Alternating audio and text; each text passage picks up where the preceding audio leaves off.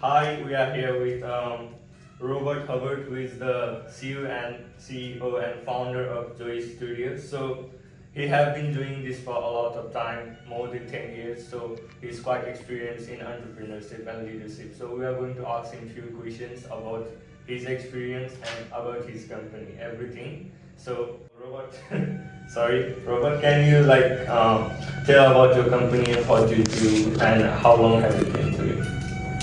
So Joy Studios is an extension of a tech platform which was in the recording space called Recordio. I spent 13 years building Recordio, and of those 13 years I was losing money for 9 years. But before I started Recordio, I wasn't really very technically savvy, and I had this idea to build a tech company, but I had no capabilities, resources, connections to be able to do it.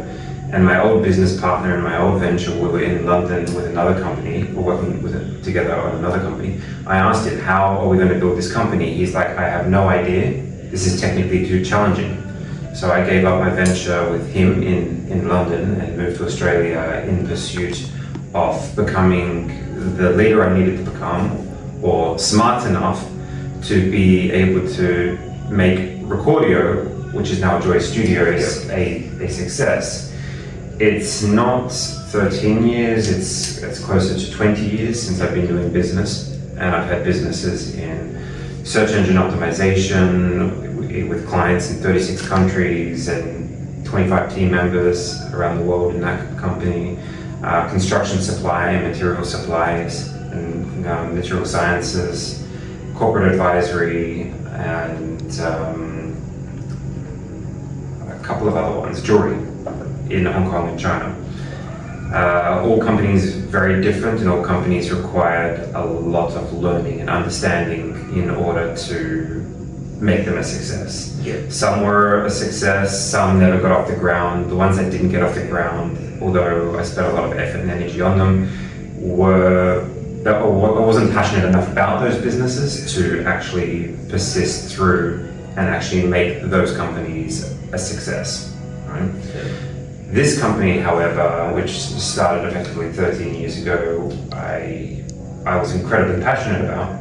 So despite how painful it got, how much money I lost, how many people I hurt along the way, not on purpose, but when you are incredibly driven and you're totally focused in pursuit of a dream or a mission or a passion, you will invariably hurt people along the way because you're just focused on that one thing, right? And you'll borrow money from friends, from family, from the bank, from credit, wherever you can get money, you will take money to try to make it a success, and that hurts people around you because you can't go to the cinemas, you can't go to the movies, you can't go to holidays, you owe people money, right? Yeah. Like most companies go through this period that I've ever seen where they overgive themselves on debt or stretch themselves at certain points of time to keep the company afloat and moving forward.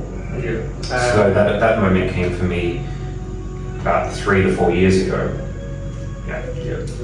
That's great. Like, you gotta start from somewhere, and it will take some capital. Yeah, every company requires some capital. It wasn't necessarily the capital. They call it like the ramen capital, right? Mm-hmm. There's the smart way to do it, and there's a stupid way to do it, right? So ramen capital is if you have a team of smart people, and they can support themselves living on ramen every day, right? And they can keep going on a shoestring budget, right? You can actually, many companies form success, and Airbnb was the example, that was their term, ramen capital, right? They didn't need a lot of money to get started, they just did the right thing, right? And that was it. Like I was walking a tightrope financially most of my life, and sometimes I thought I needed the money and I ended up spending investment capital on the wrong things, because that's also another skill, is knowing where and when you should spend the money and what you should spend it on. And when a company hasn't reached product market fit yet, it's very difficult, because then you've got people's, I would say, cognitive biases. So So my cognitive bias lost me most of my money, which is I was spending time doing the wrong things that weren't providing the proper return because they weren't what I needed to be spending my money and time on. So I spent $10,000 on a branding exercise before the company achieved product market fit. Right? $10,000, you could basically live off ramen for a while, in the garage, Yeah. right? But I spent it on branding, and my company hadn't achieved product market fit yet. And of course, it doesn't make a difference how good your brand is if you don't have a product that people want. Then it's not going to sell. Yeah. So that was my cognitive bias, and that was one example of many of how I was burning money on the wrong thing and doing it the wrong way. And can you explain a little bit more about your company and why it is unique in the market rather than other ones like your competitors? So I got multiple ventures that I'm working with at the moment. Joy Studios, that's okay. So three and a half, 4 years ago, I got approached by multiple clients who saw what I was doing. They we love the technology you're building. I was building products for my own companies and myself, products that didn't achieve product market fit, right? Didn't achieve that MVP status where people actually wanted to pay for the services. And they said, "We love what you're doing." And I'm like, my response was, "Well, losing money," because that's what I was doing. And they're like, "No, we love your mission, we love your purpose of your company, we love what you're doing. We would like you to build software for us." So that was the start of, I guess I achieved product market fit back then, converting from a product focused company to a service focused company, right? And I had achieved I had accumulated quite a bit of debt, and I needed to basically, You took risks, so get rid of that debt. So I had to slow down on building products and, try to focus on the slingshot kind of, product, I suppose. And I needed to focus on something that I knew that I could do. The problem was, at the time, I didn't really know anything about consultancy. And so the first 3 projects we lost money on. And so I thought I was trying to get into less debt. I actually got into more debt. But there came a point in time where, like I said, the self-directed apprenticeship, I kept learning from those experiences, where I finally reached a position where I stopped losing money on it. You learn from experience. I learned from experience, the bad experiences, what not to do, and I applied myself, and finally, now my company can sustain itself, it makes money, it doesn't lose money. Yeah. So that was serendipity, right? That's like, I did it for long enough that I learned. So, my entrepreneurial journey of doing things the wrong way. Around that time, around 3.5 years ago, I got approached by a company called Open Parachute, and they asked me to help take over their software development build. And Open Parachute is a company that did it right. Is an example of a product-centric tech company that hasn't raised capital, and they went through their growth into Australia, USA, Canada, and I believe we've got clients also in the UK and New Zealand, and scaled servers, all without investment capital, all off the back of generating sales. So their initial product that they built was of a third-party learning management system, and they didn't spend any money on software. But they started to generate sales off that system, which was very low cost, low entry, right? And working with Open Parachute, as a founder, it's very difficult, or as a sole founder, it's very difficult because you're getting pulled in a million different directions. You've got many different hats you need to wear all the time. And it's exhausting if you're trying to puppeteer the entire thing yourself.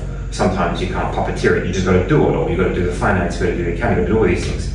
When I accepted working as, well, at the time it was tech lead, but then I moved into the CTO position of Open Parachute, I started to see how they were doing it, and what they would do is they would build based on market feedback, and the COO of the company spent 5, 6, 7, sometimes 8 hours a day on the phone with the market, right? And this is where the catch is, not the catch, this is where the golden nugget is. When you're speaking, or when you're spending so much time in the market, right, speaking to the market, you're getting first-hand knowledge from the market as to what are their pain points, what are their pain points, what are some of their desires, what they need, and you can identify what are the most pressing issues that need to be solved because you're speaking to the market.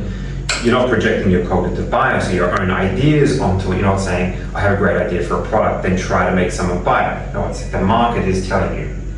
And so Open Parachute, through this journey, it's been a really, really incredible journey because, like I said, no investment capital, all off the back of sales. Now we've got a big engineering team, or a decent sized engineering team, now a very large software platform, but it's self-sufficient, self-reliant.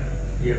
All off the back of sales. So in that journey, my cognitive bias was taken out of the equation because I got taken away from the position of CEO and got put to the position of CTO. And every time I wanted to do something that was Your idea. my idea or design focus, whatever, they're like, that's not important now. That's not going to bring the most value return, the most value on the dollar spent returned, right? It's like, that's not it. What we need to spend money on is over here because that's going to give the greatest return. So the backlog in the company is now 200 items in the backlog of things that I would have done, right? Never got the chance. But I never got the chance because but the thing is, I know now that that's the right thing not to have done. Yeah. But if you are a sole founder or you don't have a co-founder or somebody else who can keep you in check, that's really difficult. Yeah. So yeah, that's it. So Joey Studio is now very successful, and so that's all for the interview. So we would like to thank Robert Hubbard for this interview, and that's all for today. Thank you.